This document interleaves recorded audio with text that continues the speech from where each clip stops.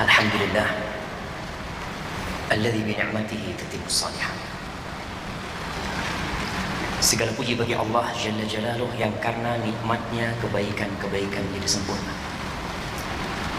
Apa yang sudah terselesaikan pagi hari ini itu bukan karena upaya kita, tapi karena kemudahan yang Allah berikan kepada kita.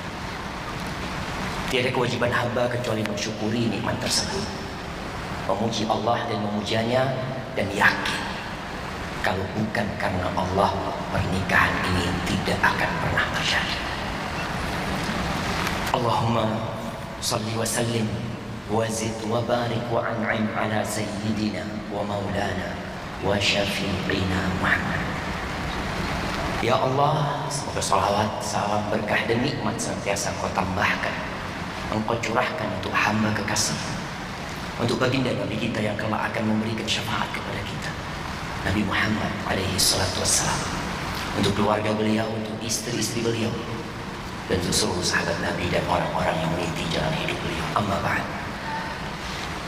Mengambil waktu jamaah dan mengambil waktu Lutfi sama Kartika, yang mungkin dia juga nggak dengerin ceramah anak sekarang juga, karena dia sudah sibuk merajut mimpi. Mungkin dia sudah mempersiapkan diri untuk apa, Allah yang lebih tahu.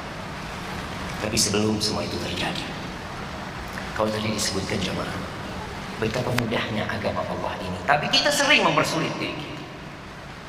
Nabi kita alaihi salatu wassalam mengatakan, inna hadad din yusri. Agama ini mudah. Wala yushaddad din ahad illa ghalaba. Nggak ada satu orang yang berusaha memperberat dirinya dalam beragama kecuali dia akan terpental dalam agama ini.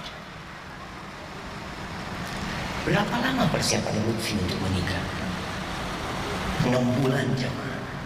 Padahal 6 bulan yang lalu bisa akad sebenarnya, tapi gedungnya belum siap, Ustaz. Aksesorisnya masih dibikin di pabrik. Kemudian apalagi seragamnya belum jadi. Ada banyak hal yang membuat pernikahan itu sulit untuk diraih. Padahal cukup adanya wali, cukup adanya 2 calon mempelai, cukup adanya 2 saksi. Antum nggak hadir nggak apa-apa jemaah. Nggak di gedung ini pernikahan ini terjadi sebenarnya, tapi kadangkala ada sesuatu yang kita ingin. Semoga Allah Azza wa Jalla mengampuni dosa-dosa kita.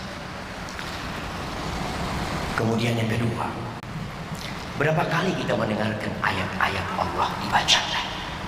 Orang beriman tuh, idza tuliyat alaihim ayatuhu zadathum imana. Apabila dibacakan kepada mereka ayat-ayat Allah, bertambah tuh keimanan mereka. Tapi seringkali bacaan Quran itu tidak menggerakkan sesuatu apapun di hati kita, karena kita nggak paham. Kita hanya cari hadiah dari Allah, berkah. Nah, Quran ini berkah.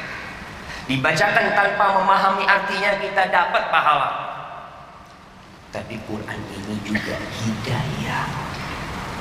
Itu kalau kita baca di awal surat Al-Baqarah, dzalikal kitabu la raiba fi hudan lil muttaqin. Itu kitab tidak ada keraguan sedikit pun di dalamnya, petunjuk buat orang-orang yang bertakwa.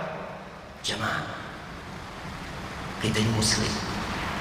Berapa kali kita baca Quran, dan berapa kali kita mendapatkan hidayah dari Al-Quran Karim? Atau ternyata kita tidak berubah dengan membaca Al-Quran Karim. Ada seorang Nasrani, dia dikasih hadiah Quran oleh temannya, baca di Quran terjemahan. Dia nggak baca. Suatu saat dia lagi galau, dia baca Quran. Awal dia buka Quran, dia cari pengarangnya. Siapa yang ngarang buku ini? Dia bolak-balik nggak ada pengarangnya. Kemudian dia buka lembaran pertama, dia dapat tuh Al-Fatihah, kemudian surat Al-Baqarah. Dia baca tuh, artinya dzalikal kitabu la raiba fi. Apa kata dia? Sombong banget nih kitab. Orang tuh kalau nyusun buku selalu di kata pengantar mohon maaf kalau ada kesalahan, kalau ada kekurangan. Nih kitab langsung mengatakan tidak ada keraguan di dalamnya. Masuk Islam tuh orang jemaah, dapat hidayah. Kita ini baca Quran kalau nggak paham artinya dapat hadiah, tapi kalau paham artinya dapat 2, dapat hadiah plus hidayah. Itu yang kadang kala hidup kita tidak berubah Karena kita tidak mengambil hidayah dari Al-Quran Karim. Seharusnya Anda nggak perlu ceramah, nggak perlu ngasih tausiah. Rasul SAW kalau ngasih tausiah itu dibacakan tuh ayat-ayat Allah, faham mereka. Mereka bisa menyimpulkan dan mengambil manfaat dari itu. Tadi udah dibacakan ayat-ayat Al-Quran Karim. Tapi masalahnya kita nggak paham. Tugas terberat seorang suami bukan ngasih makan istri, bukan kasih rumah istri. Kartika sebelum nikah sama Lutfi, alhamdulillah dia bisa hidup. Dia makan, orang tuanya membesarkan, nggak kekurangan apa-apa. Terus apa tugas terbesar seorang suami? Ini para bapak nih yang udah nikah puluhan tahun, kadangkala yang dalam benak dia bikinkan rumah buat istri, buat anak-anaknya. Allah Azza wa Jalla mengatakan, ya ayyuhalladzina amanu qu anfusakum wa ahlikum nar. Wahai orang-orang yang beriman, dipanggilan buat yang beriman, yang nggak beriman tutup kuping. Ini untukmu yang beriman. Apa kata Allah? Jagalah dirimu dan keluargamu dari api neraka. Bukan dari kebakaran di bumi ini, bukan dari kelaparan, tapi dari api neraka. Maka tugas terbesar seorang suami adalah menggandeng tangan istrinya dan anak-anaknya menuju surga Allah Azza wa Jalla. Bukan kasih makan saja. Apakah sudah para suami menggandeng istrinya, menarik istrinya jangan sampai terseret ke dalam api neraka? Tugas itu banyak dilupakan. Kita sibuk dengan dunia kita, seakan-akan kita akan hidup 1000 tahun. Lah jamaah, kita tahu 70 tahun mati, 80 tahun mati, semua yang dikumpulkan dia tinggalkan. Apa yang dia bawa mati? Sama sekali. Diantarkan oleh keluarganya, diantarkan oleh anak-anaknya. Bapak selamat tinggal, urusanmu sendiri di sana dengan malaikat mungkar dan nakir. Jemaah rahimakumullah, yang sudah menikah tahu problematika rumah tangga. Kita melihat kekurangan istri kita, dan anak sampaikan kepada Lutfi, Kartika ini bukan bidadari dari surga. Malam ini, esok, lusa akan terkuat kekurangan istrimu. Engkau akan mengatakan, oh ternyata Kartika kayak gitu ya. Ternyata. Nah, dia tercipta dari tulang rusuk yang bengkok. Yang kata Nabi SAW, kalau engkau ingin luruskan, patah dia. Terus gimana? Ya udah, fastamti wa fihinna iwaj. Engkau sabar, engkau akan bisa bersenang-senang dengan dia selama engkau tahu istrimu punya kekurangan. Allah Azza wa Jalla mengatakan, wa ashiruhunna bil ma'ruf. Gaulilah istrimu dengan cara yang patut, dengan cara yang baik. Fa in karihtumuhunna, kalau engkau benci sama istrimu, nggak suka sama istrimu, ceraikan dia, usir dia. La sabar. Asa takrahu syai'an wa yaj'alallahu fihi khairan katsiran. Bisa jadi yang engkau benci itu di balik sana ada hikmah, ada kebaikan. Ini para suami tahu dengan kekurangan istrinya, tapi jangan lihat kepada kekurangannya. Engkau datang hari ini dan engkau menerima serah terima dari Bapak Kartika karena engkau melihat kepada kelebihannya. Maka prinsip itu hendaklah bersamamu sampai kau meninggal dunia. La yafraq mu'minun mu'minah, kata Nabi SAW. Mukmin tak boleh itu benci sama istrinya yang beriman. In kariha minha khuluqan radiya minha akhar. Kalau ada perilaku istrinya yang dia tidak sukai, ada jemaah. Ana udah menikah 10 tahun, ana melihat ada perilaku istri yang tidak ana sukai, dan ada perilaku ana yang nggak disukai sama istri. Tapi kenapa bisa bertahan? Karena kita menjalankan perintah Nabi SAW. Lihatlah kepada kelebihannya. Yang kurang disempurnakan, yang salah diperbaiki. Dan kesalahan itu bukan untuk diumbar dan diceritakan. Yang terakhir, siapa sih idolamu dalam kehidupan ini? Kita punya banyak idola, tapi Allah telah menciptakan seorang manusia yang paling indah. Tidak ada yang pernah menginjak bumi ini yang lebih indah dari Rasulullah Sallallahu Alaihi Wasallam. Beliau telah berumah tangga puluhan tahun. Beliau memberikan contoh yang indah buat kita umat Islam. Tapi kita nggak baca tuh sejarah Nabi SAW. Kita nggak pernah masuk ke rumah Nabi SAW. Maka Anda minta Lutfi untuk masuk ke rumah Nabi SAW. Lebih dalam lagi kau masuk ke kamar tidur Nabi SAW. Engkau masuk ke kamar mandi Nabi SAW. Engkau masuk ke dapur Rasul SAW. Kau akan mendapati manusia yang indah mengajarkan bagaimana mengauli seorang istri. Beliau pemimpin, komandan perang. Tapi ketika beliau ada di rumahnya, beliau menjadi seorang suami, beliau menjadi seorang ayah untuk anak-anaknya. Dan Rasul SAW mengatakan, khairukum li ahli. Orang yang terbaik di antara kalian siapa? Kalau kita melihat orang terbaik, mungkin orang yang kaya, yang suka sumbang sana, sumbang sini, yang suka tersenyum, yang berbuat baik kepada orang lain. Tapi kata Nabi SAW, ini standar untuk dalam kehidupan. Yang terbaik di antara kalian adalah yang paling baik sama keluarganya.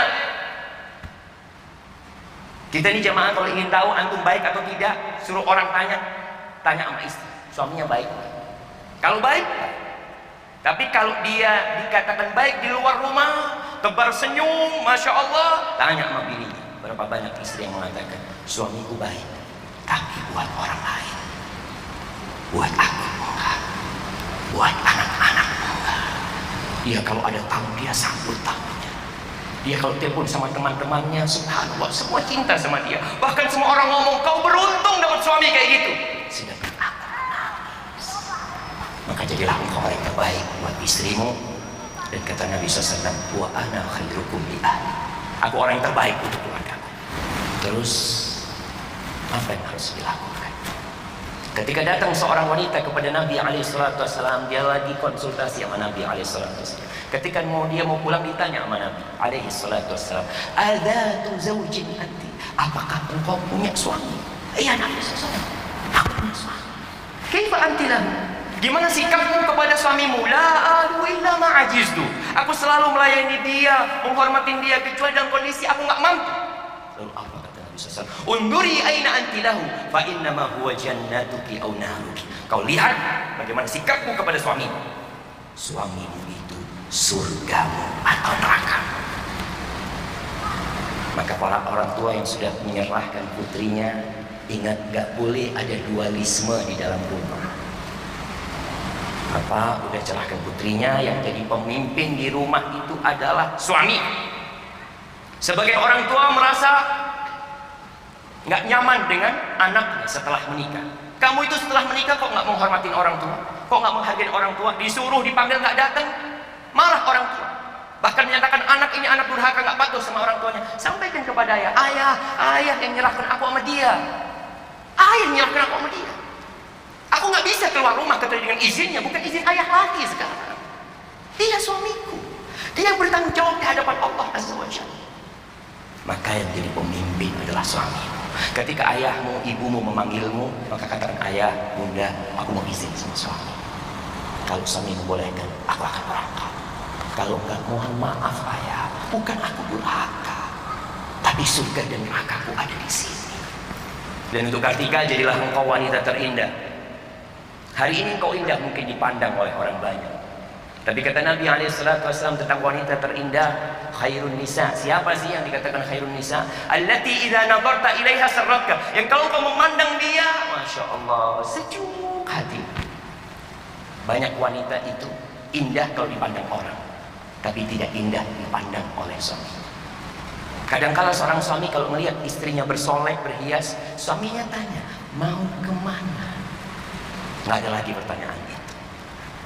Kenapa? Karena engkau bersolek hanya untuk suami, bukan untuk tetangga, bukan untuk orang lain.